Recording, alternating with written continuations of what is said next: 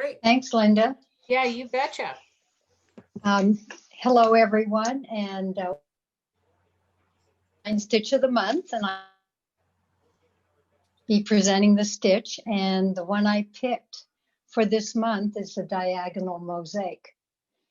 And I just sort of recently become reacquainted with the charms of the stitch.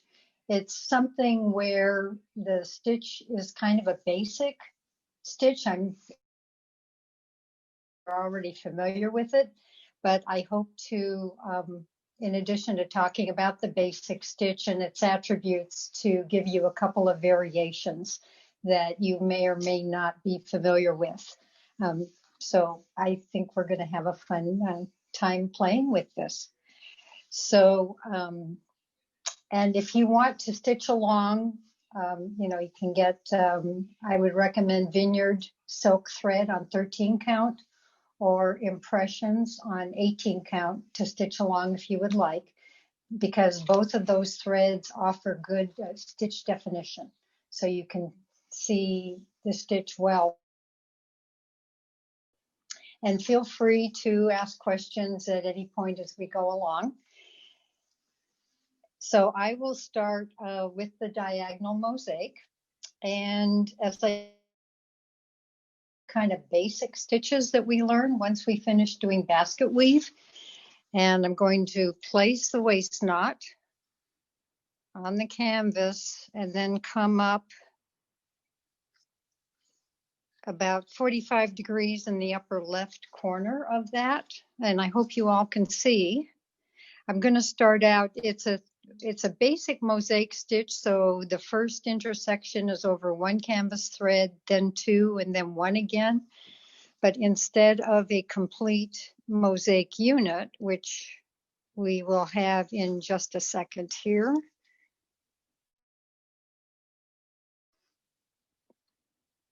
this would be a complete mosaic unit. But instead of stitching another, my alarm is going off. I'm sorry about that. Instead of stitching another complete mosaic, what we're going to do is use the small stitch as the start of the next diagonal mosaic.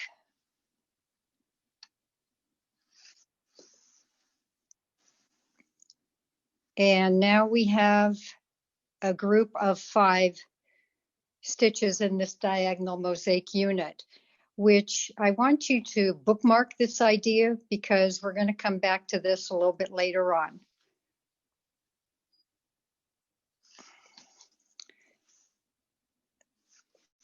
So I'm going to keep going down this diagonal row. So stitching over one canvas thread and then over 2 on the diagonal.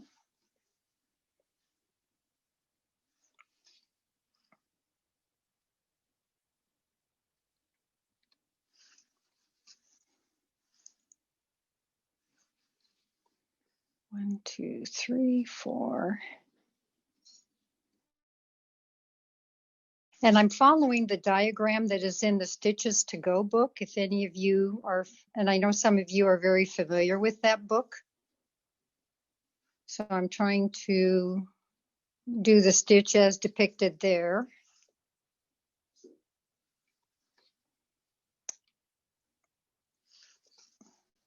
And we'll end with the short stitch in that diagonal row. And then you'll notice that I had the waist knot out here, and I covered probably a lot of the thread on the back so that when I cut the waist knot, it's going to just recede to the back of the canvas. So starting up the next row, the trick here is to alternate wherever you had a short stitch, like in this short stitch, that you would bring up a long stitch in the next opposite stitch. So where this one is short that I just completed, we're doing a long stitch. And then where stitch in that first row, coming back and doing a short stitch so that it just alternates long and short, long and short, long and short. Long stitch over 2, a short stitch over 1, and you'll notice that I'm coming up in an empty hole and going down into a full hole. Preferred method of doing stitches because you run less risk of splitting a thread when you come up through an empty hole instead of a filled hole.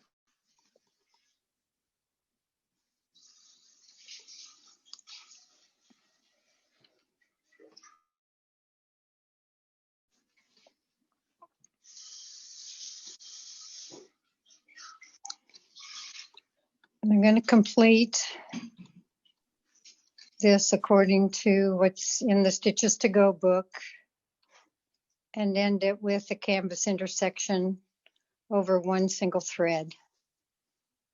And then make the turn to start the 3rd row going down. And I'm going to start with the short over 1 canvas thread, which will run into a long stitch that I've just completed. And then I think, yeah, and then this one is over 2 canvas threads meeting into the short stitch. And you can see how the diagonal rows just blend into each other very nicely. This is a stitch that actually does tend to distort the canvas. So you want to try to do your best to have an even tension when you pull the thread through. And I happen to be using a 2-handed method, which if I can come up with my dominant hand on the underside and use my non-dominant hand to stitch on the top of the canvas.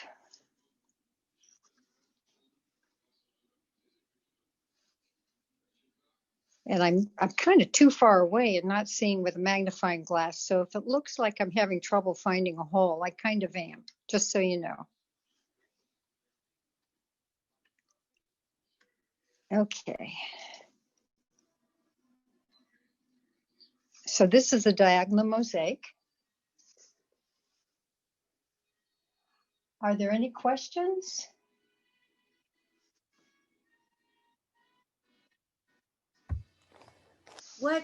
What threads did you, or what is the name of the thread again that makes the good definition for the for that particular, what did you say, Carolyn?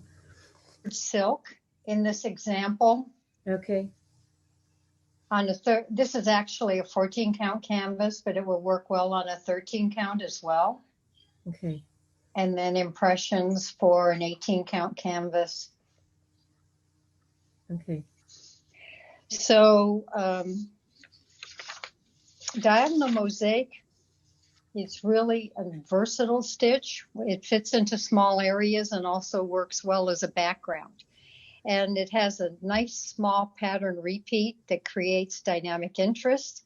So you can use it for water, sky, grass, and fields, in clothing like jackets, cuffs, and collars, angel wings or butterfly wings, and also snow and inside abstract forms. And the threads I would recommend to use for the various kinds of subjects to stitch, over-dye silks like Gloriana or straw silk work really well for water or sky, or fields, grass, or trees.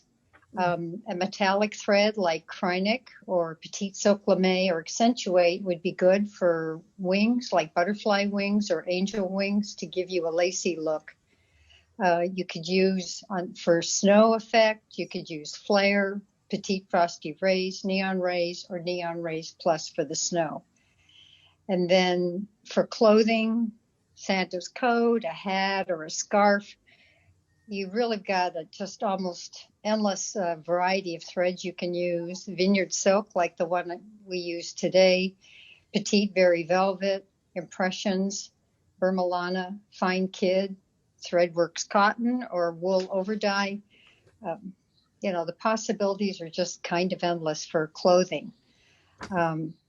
For background, it's good to try an over dye thread or stitch alternating rows of different threads. And I will get a little bit into that, a little more detail there with the next example. But if you have threads where you're using the same color but two different textures of thread, you can think of using impressions with Trebizond, Abasan wool with impressions, neon rays with flare, or wool with pearl cotton. So you're playing a matte finish against a shiny finish or a metallic finish against a wool. Those all can produce very nice effects if you're using threads that are in the same colorway but have a different texture. Another approach you can use with this stitch is to use two close values of a stranded thread, so a lighter pink against a pink, as an example, to create kind of a wave effect with this stitch. And you can also do an over dye thread and use a single thread that has a matching color to the over dye for a dramatic effect. So Carolyn, do you want me to show the gold photo yet? Let me show the canvas I was working on. So here is an eyeglass case where I had to come up with a stitch design for the back. And the problem that this canvas presented was that in the kind of square areas here, pointing out that square area, the canvas count in that area was over an even number of stitches. But the canvas count in the octagonal area was over an odd number of stitches. So if you pick a stitch to try to work in both areas, it's very difficult to do, actually. It would be something like just give up and do basket weave. Thing like Nobuku, where you don't have to quite line things up necessarily, or encroaching Copeland, but none of those options looked really good. Doodle canvas to try to figure this out, and I stitched regular mosaics in this cross-shaped area because it was an even number of threads and the diagonal mosaic fit in it very nicely. And then, the regular mosaic fit in very nicely. Regular mosaic in the square shape. And then I did diagonal mosaic in the octagonal shape. And that worked really well. So if Suzanne, if you could show a picture of that.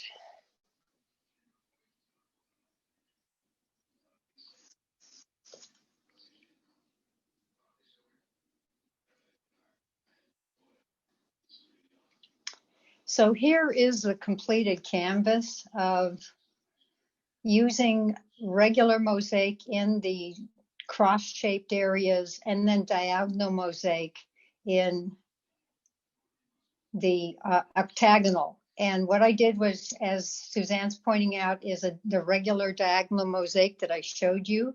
And then immediately to the left of that is a reverse diagonal mosaic, which is going to segue us into our next discussion point.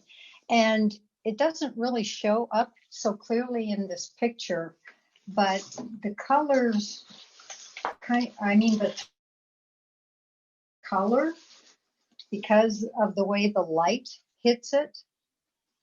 And I have the example. Suzanne, let me have this screen back for a second.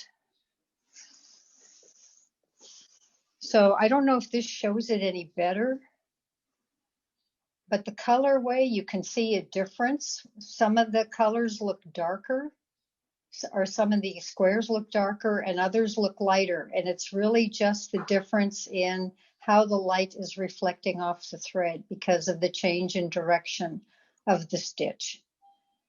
And that was kind of a fun thing to play with in using the diagonal mosaic. So that was one thing I really enjoyed rediscovering as I worked on this canvas.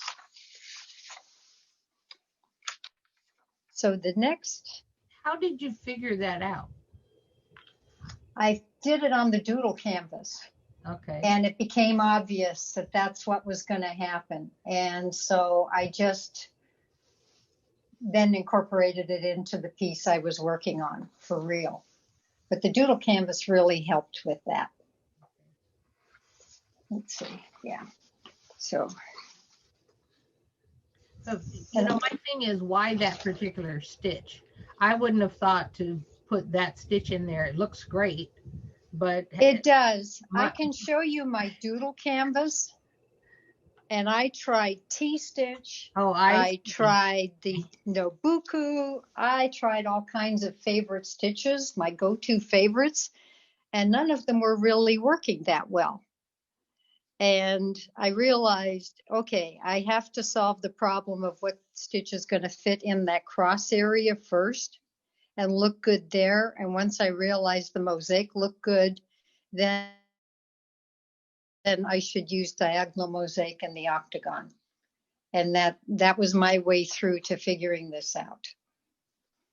So you changed the direction, I noticed, so half of them go one way and half of them go the other way on the diagonal mosaic. Are the regular mosaics also changed in direction? Regular mosaics, I also changed direction on those. So you can see each one is alternating. This one is going to the left, upper left, and this one's going to the upper right. Left, upper right. And I decided I would alternate the square shape, cross-shaped spaces and keep the direction the same on the octagon. So these are all pointing to the upper right, and these are all pointing to the upper left. And the other one that I haven't finished stitching yet, I'm going to do something along those lines, but just use a different change in the pattern to see how it looks, because it's just fun to me to play around with this.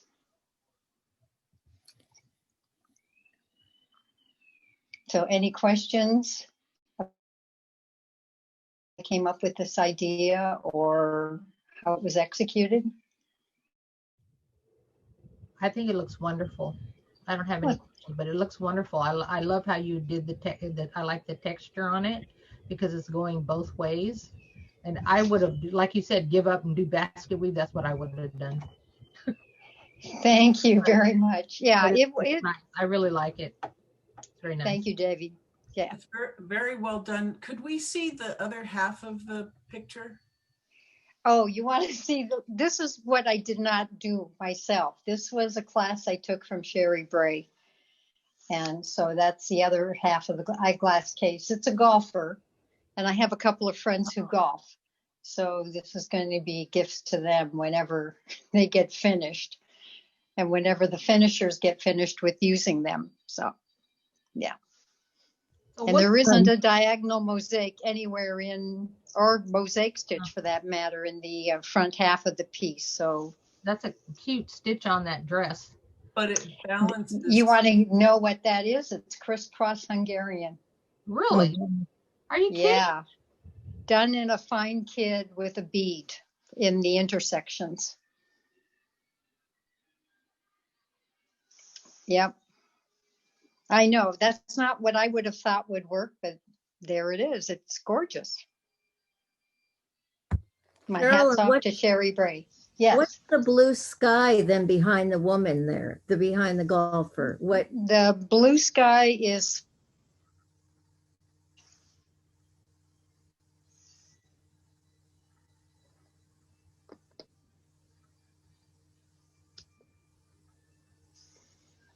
It looks like the vertical mosaic.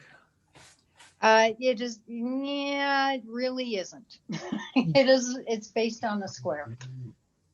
Oh, okay. It doesn't have the same sequence of over 1 and over 2 because it's done on a horizontal and vertical rather than on a diagonal.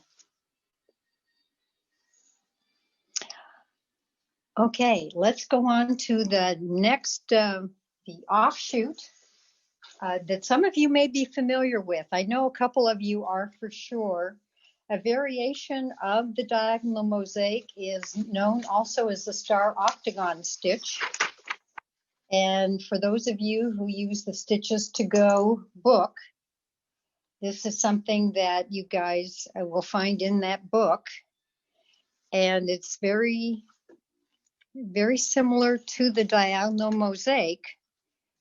You're using that unit of 5 to form the star octagon. So in this, okay, I'm going to do a reverse diagonal mosaic for the start.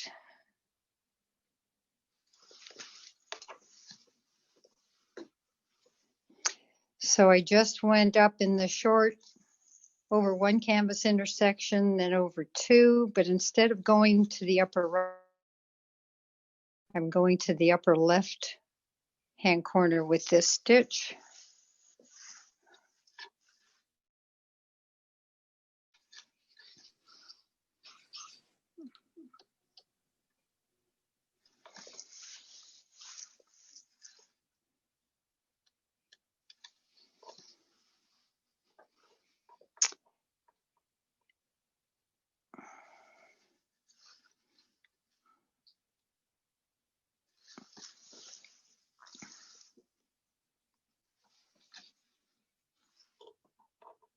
And in this example, I normally travel right to left, but in this case, I'm going to be traveling, I guess, left to right. But I just want to show you a complete version of the star octagon.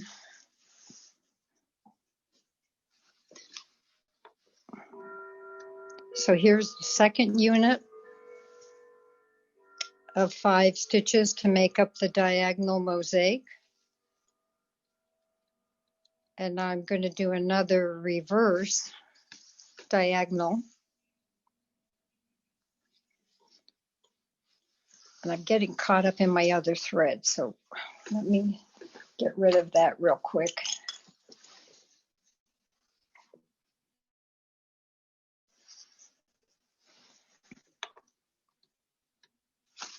Okay, so this is the third unit of 5. Starting out short and then over 2, over 1, over 2.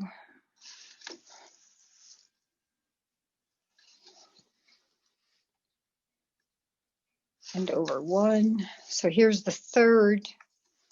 And you can see that it's creating an octagon shape on the outside is starting to form, and also there's a center starting to form, which will end up being 4 canvas holes. So here's the last part, and I'm going from the outside of the octagon to the inside so that I'm trying wherever I can to not come up in a filled hole. And that's the reason for this particular stitch path. The other reason this really works well with an overdye thread, which we can show you an example of a completed star octagon with an overdye thread later on. So here is the completed outside of the stitch. I think most typically you see it with the Smyrna cross in the center, which ends up being really a very puffy, big stitch. And here's the upright part of the cross coming.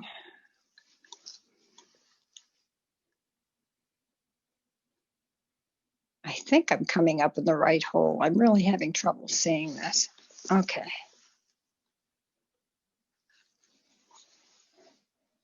And that would be a star octagon with a Smyrna cross in the center. So it's really made out of 4 sections You can put a different kind of stitch in the center as well. And here's the other method, the other stitch path for doing a star octagon, which I favor when I'm using a solid color thread like I'm using this evening for demonstration, is to start out, and this would be the traveling right to left method, which I think people who are right-handed, this is just a more comfortable way to stitch.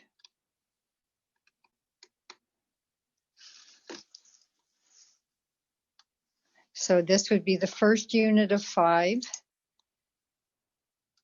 Then starting the second unit. So it'd be the reverse of how we started the last star octagon.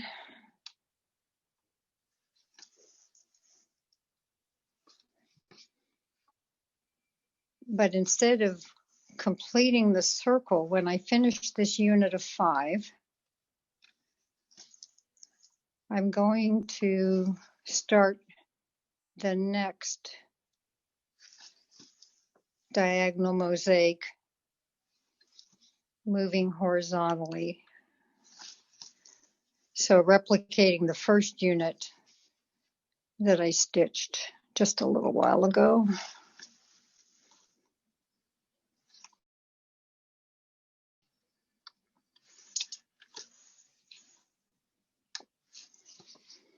And here's the third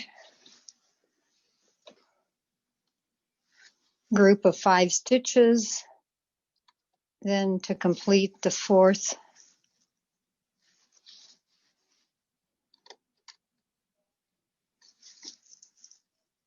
set, the reverse diagonal octagon.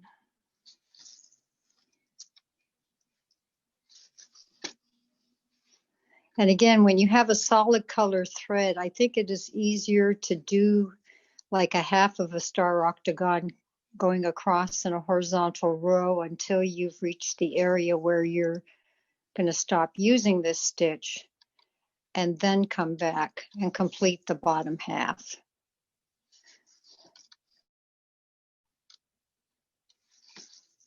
And when you do it this way, let me just finish one more group of 5 for you.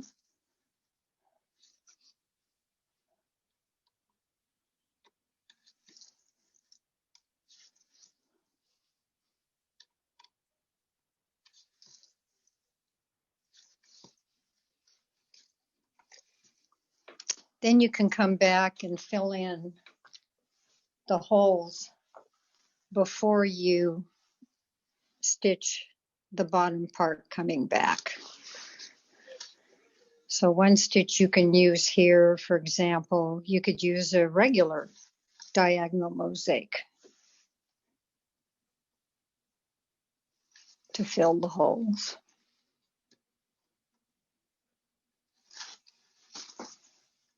In the center, you could do 4 tent stitches if you wanted. You could put beads in the center if you wanted. You could put in a cross, as I'm doing now, over 2 canvas threads, rather than a Smyrna cross.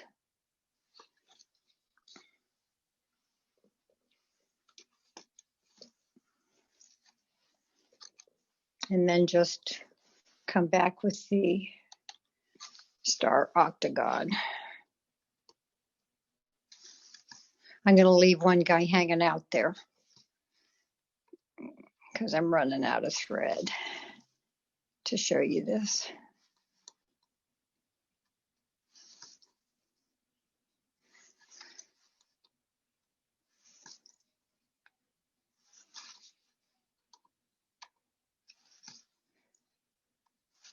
And I find just following the patterns,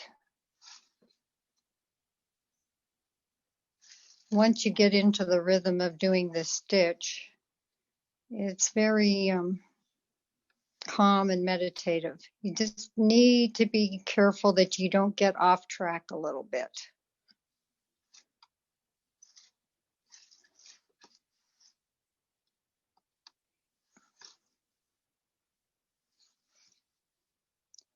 So now I'm completing one full star octagon, and that's the one with the diagonal mosaic in the middle. And if I had more of the red thread, I'd finish the other part of this too. Actually, I could finish it with, well, finish it with a green. So let me do that.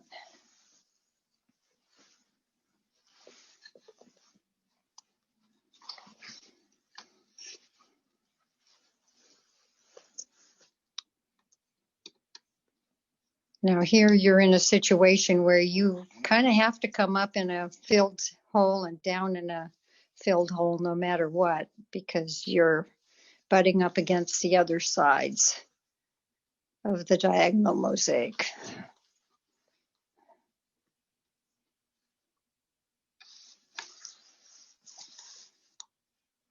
This is going to be really colorful.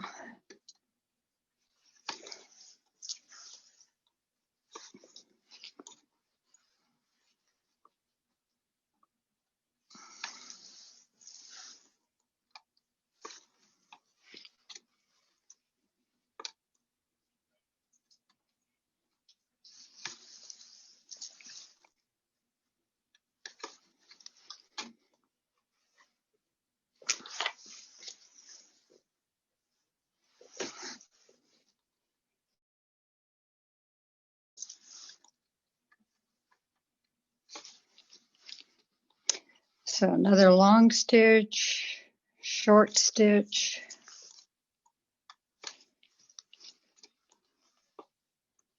two more stitches left, and then this guy is done.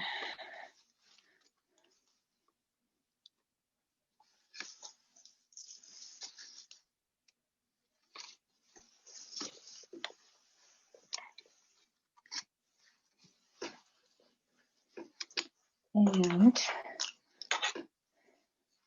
going to cut away my waist knot that I left from the center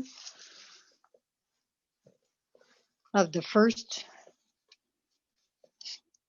two stitched and show you.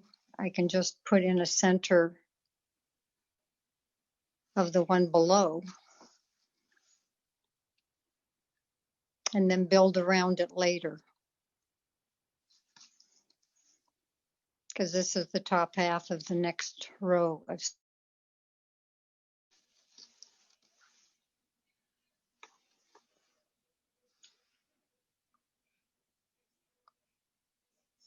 In fact,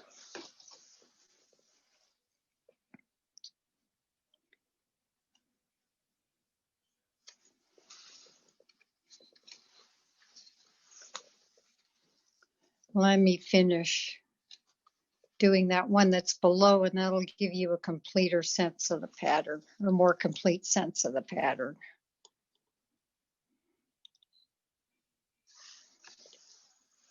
Starting again, the first one's always small. It's over one canvas thread, then two.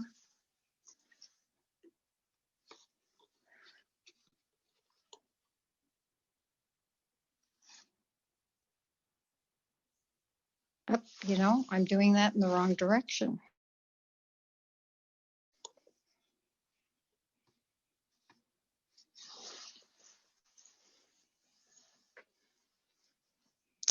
So this is a good lesson in paying attention to the direction of the stitching.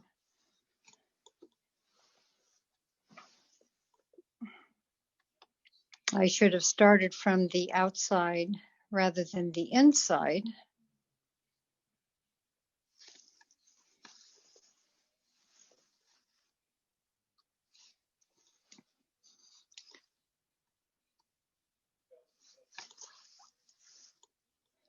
This is a reverse diagonal mosaic on this side.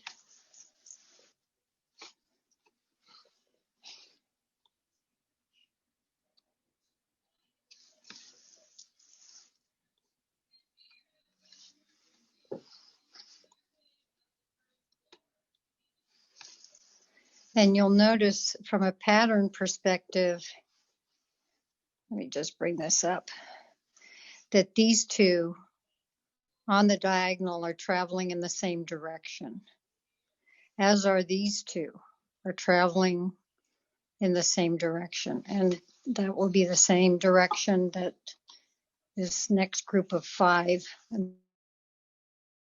Mosaic will travel.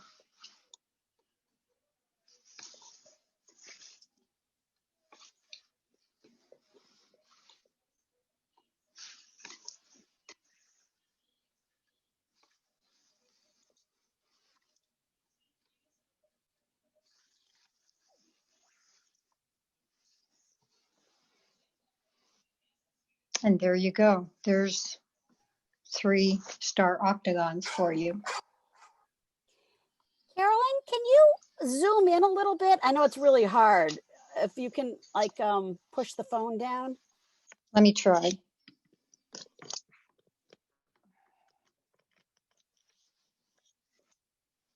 Is that better? That's better.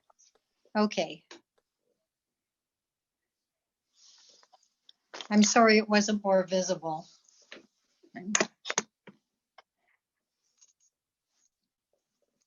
Try to get the light a little better on this too. I'm having technical problems. No, it's doing fine. Okay. I just had a question just so that they could see it finished. Yeah, that does look a little clearer.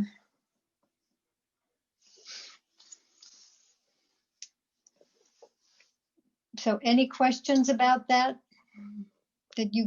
I can answer? I can go through what kinds of threads and effects you can get with a star octagon stitch.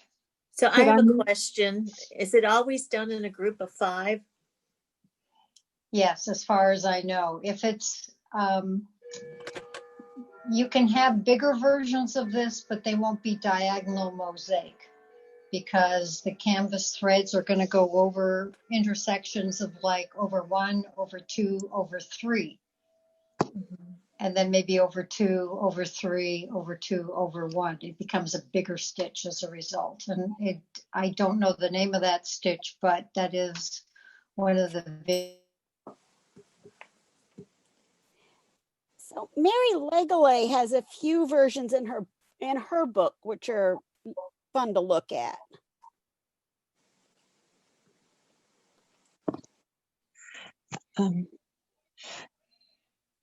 Could I say something? Sure. Oh, Carolyn, that's the background stitch you did on an eyeglass case, and I'm currently doing it, the star star octagon. And what I did, as you did too, I used silk lame for doing the star octagon. And then for the center part, I had number 12 Kreinik, which made it too thick to do a Smyrna. So I did 4 little tent stitches, and it makes that star octagon almost look like it's a mirror behind it. It is really different, and I love it, just love it. When I first looked at this star octagon, I thought, you have got to be kidding. But once I got familiar with it, I really enjoyed working with it. It's fun and it's stunning. It's a great point, Carolyn, that it is kind of a complicated stitch to get your mind wrapped around. But once you get a stitch path defined for yourself, and actually, if you look at the Zan showing, it is worked on a diagonal, is the way they recommend. You do a reversed diagonal mosaic in the upper left corner, and then you work the stitch in a diagonal pretty much until you run out of road, and then come back on another diagonal. And I did try doing it that way. I tried doing this stitch lots of different ways. And to me, it was easiest conceptually if I was using a solid colored thread to work on the horizontal first. Just do 1 row across and then drop down and do the next row back, and then drop down, do the 3rd row across, drop down, do the 4th row back. And that just made it easier I thought, to stitch that way. And then the exception to that was when using an over die, if you want each of your star octagons to kind of stay unified from a color perspective, it's easier to complete the entire octagon as a single unit. And if you're using the same thread to do the center, then stitch it at that time before you go on to the next octagon shape. Carolyn, Myra Yes. asked a question in writing. She wanted to know if this is what Julia Snyder calls a flower mosaic, which I would assume the answer might be yes. I think so. I need to check Julia's books to see. You know, lots of stitches get called different names. They are the same stitch, so that's quite possible. I know it's called Star Octagon in the Stitches to Go, which most of us are familiar with, and that's why I'm using that name. Mm-hmm. So is this picture that you have up, is that from Stitches to Go? Yes. Okay. And it is called the Star Octagon in that book. Okay. And I do have an example of it stitched in an over die. That's not it. That's the next stitch we're going to talk about. Wait a second. It's a matter of navigating to get there. Suzanne's very kindly helping me out. There it is. That's pretty. And you can tell that it's sort of tough to see that this is a star octagon. You can identify the Smyrna, and maybe that'll help you see the little 5-unit stitches of diagonal mosaic. But this did not turn out to be as clearly defined a stitch in the over die as when at least on the ones I've worked on, color thread. What thread is this, Carolyn? Could possibly be, yes. Someone just asked what thread is that, Carolyn? Oh, this Gloriana for the over die.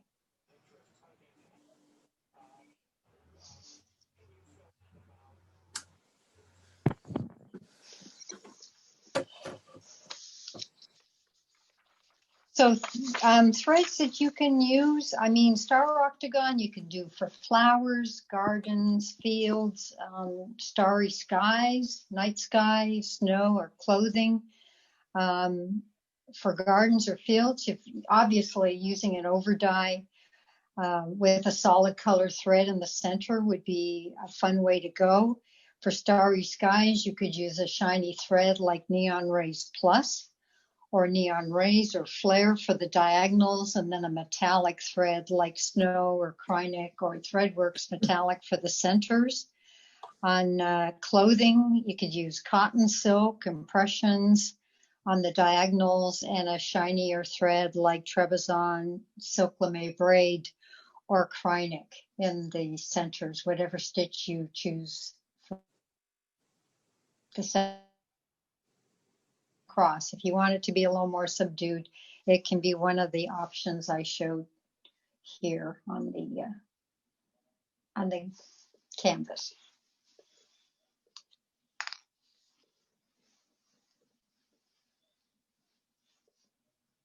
Any other questions?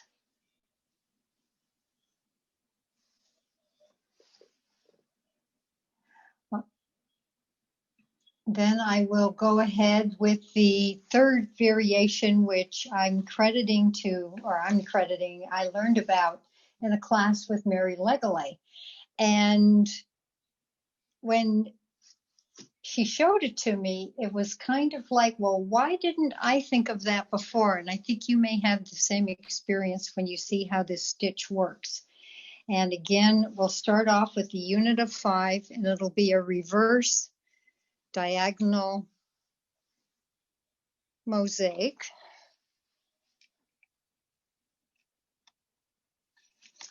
So I'm going to do a couple of these, do one reverse and then one regular diagonal mosaic going across horizontally.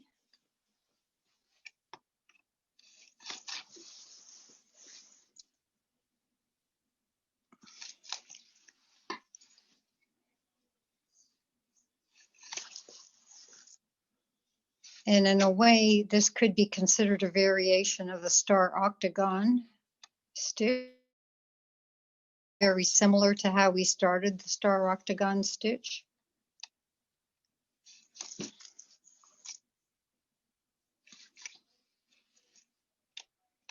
What's different is had the relationship of the diagonal mosaic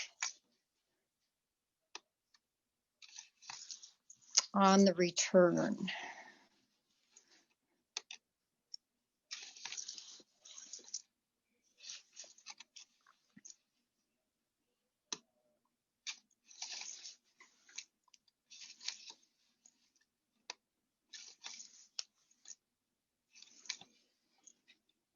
Again, it's a third unit of 5.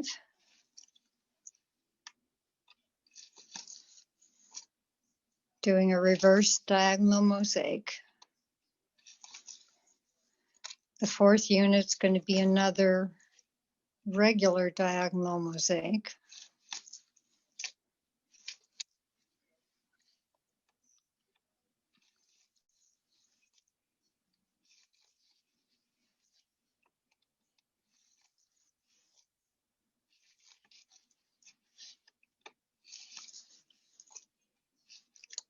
I'm going to do one more, well, maybe two more. Let's see. One more diagonal mosaic.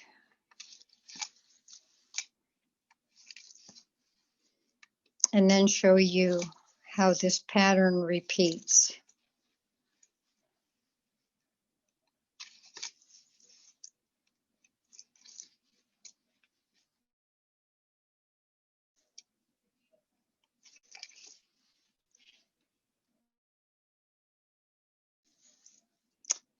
And you could see here in these two, this is like this top part of a star octagon stitch, but we're going to do something different on the bottom row. Yes. Carolyn, you're starting to get out of frame. If you could just shift it a little. Oh, okay, right. sure. There you go. Sorry about that. How is that? That's good. Okay.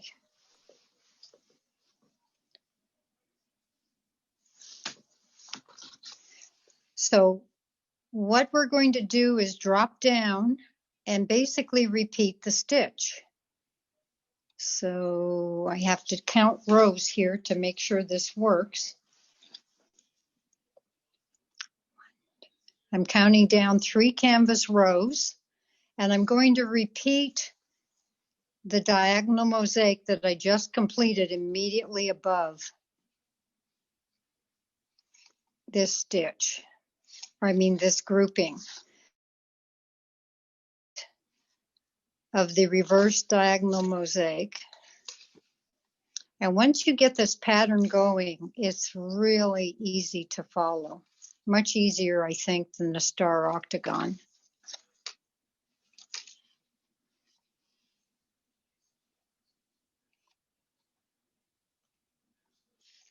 And now doing the same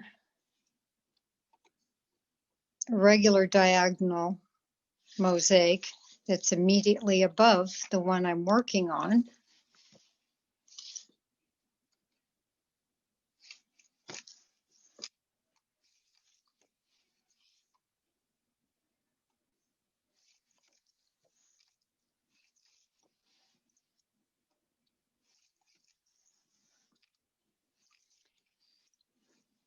Next row is going to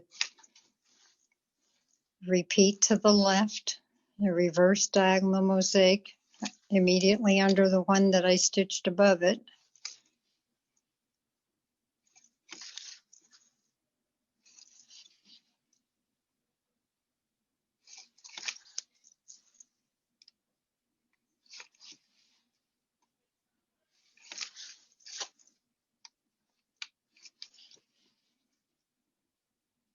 And now a regular diagonal mosaic. And I just lost my needle, so I got to rethread here.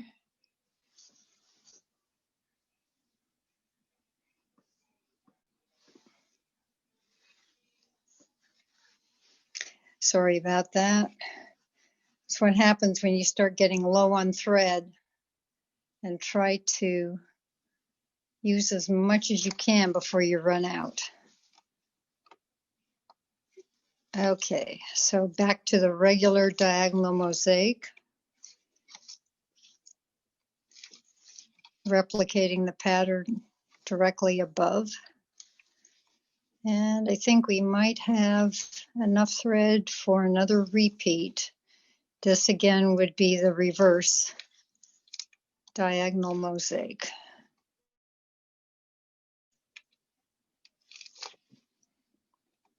So it's just a different combination of putting this little unit of 5 stitches together. And I thought Mary would have it in her current book, but it's not in there. She did a different diagonal mosaic variation than this one in her book. And there it is. It's almost like a pattern of little gently rolling hills. And it's quite a dynamic and fun little stitch, and not that complicated to do. It's probably easier than the star octagon to do. And if Suzanne, if you could show the stitch detail, please.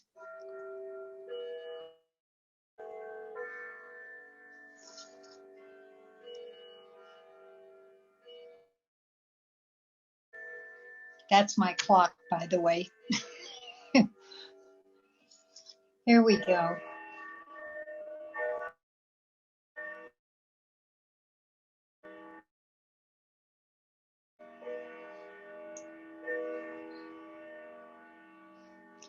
So this is a close-up of that diagonal mosaic variation that Mary taught me.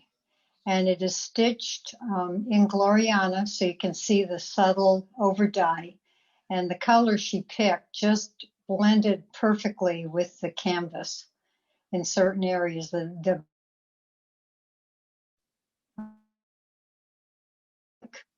hydrangea color just blends in with the canvas, and then the rosier aspects come forward. And it's just a beautiful look. And you T-stitch or Alicia lace off to the left, how it complements that little stitch very nicely. And then this was part of a bigger piece called the Moon Tree, which is a canvas from Tapestry Fair. So that purple area was all done in this diagonal mosaic variation. You can see how the Gloriana just has this subtle, wonderful color way to it. So when you showed the thing before that, it looked like there were the diagonal mosaic variation you just did. It looked like there were some blank, like canvas that wasn't worked. Is that how it goes? Like that? That is correct. Yeah. Okay. And would it work for like waves? Yes, it could work for waves. Yeah, so that the angles are a little steep maybe, but I think it would work for waves. Because it's a fairly small stitch, so in a larger area, it would render a very subtle effect like it does on this particular. I mean, is the over dye thread similar to watercolors? That's probably a dumb question because you guys all know that, but or is over dye more silkish and the other is, the watercolors is more like pearl cotton or? Well, watercolors is a cotton thread. It is an over dye. Gloriana is an over dye. It's a silk thread. So they're both over dyes, but the difference is what material they're made from. Okay.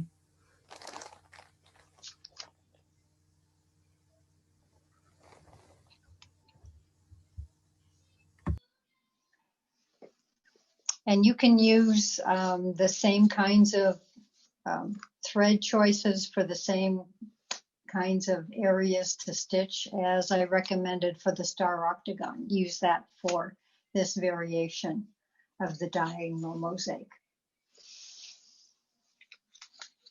And there are other examples of diagonal mosaic variations that you can find. These I thought were the most interesting ones that I've worked on recently. And those are the ones I thought would make good Stitch of the Month subjects. So unless there are other questions, that is the end of my presentation. Oh, there it is. This is the eyeglass case that Carolyn also was working on. And you can see in my example, I used soie for the diagonal mosaic. So that's a pink silk and silk lame braid with a little bit of gold in it, a little bit of green gold to match the paisley pattern of the eyeglass case as well as the pink of the silk, and put that in the center, which is also a Smyrna cross.